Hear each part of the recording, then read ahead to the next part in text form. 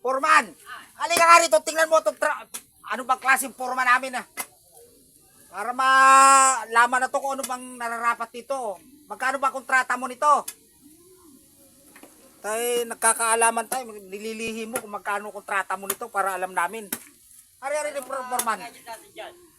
Kompleto materialis na, meron ng 4 na dump truck na buhangin. Masyadong malaki yung foreman. Ha? Ilan ba kailangan ito? Ito, yan. Pinabubutas ko na yan. Yan. Mahina ka sa diskarte o traktor. Pinabubutas ko. Buhangin tayo sa sapa. Pero, kumuha na nga ako ng tatlong dump truck doon. Pwede na yun. Ang gusto ko kasi yung medyo, para meron tayong makupit. Ikaw naman, napakahinaan Nasa mo. budget, di ba?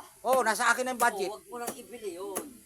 Tama nga naman, para alam nila, kala nila binili natin. Oo naman. Magaling ka talaga Huwag mong magturo, gawahin foreman. yung pera natin dyan. Para yung pamilya natin. Kaya tama, maganda yung sinabi mo. Makakabili lang ang sasakyan. Magaganda. Kaya nga tama. Susunod ako sa iyo. Tama lang ng isang tao mo. Isang tao lang Pakakasaudin natin. Pero ang nakalagay dun sa listahan, ilan tao? 20 ka tao. 20 gumawa. Tama. Tapos isa siya lang ang gagawa rito. Sipagan mo ha. Oo. Boy, sipagan mo. Sipagan mo raw, sabi ni Foreman. Alam ng mga kliyente natin, madaming tao. Kasi Yun, mabilis gumawa. Sige. Ngayon, isa na lang, Foreman. Ay, Ilang araw ba gagawin to? patatagalin natin ngayon. Tama. Magaling talaga si Foreman. Magaling Bagalan talaga. mo pala, boy. Bagalan. Bagalan niya. Pero 20 ka tao siya lang Lalagay. ilalagay. Tao yun. Tapos babagalan. Bagalan mo. Para medyo malaki. May pula tayo sa pondo.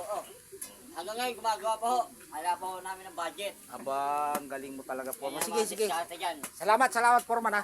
Okay. Okay. Maganda yung nabanggit mo. Sige. Nandun yung Salamat. lamesa ko ha. Baka makalimutan. Ay, under the ko na yun. Alam na yun. Traktor. Sige, salamat.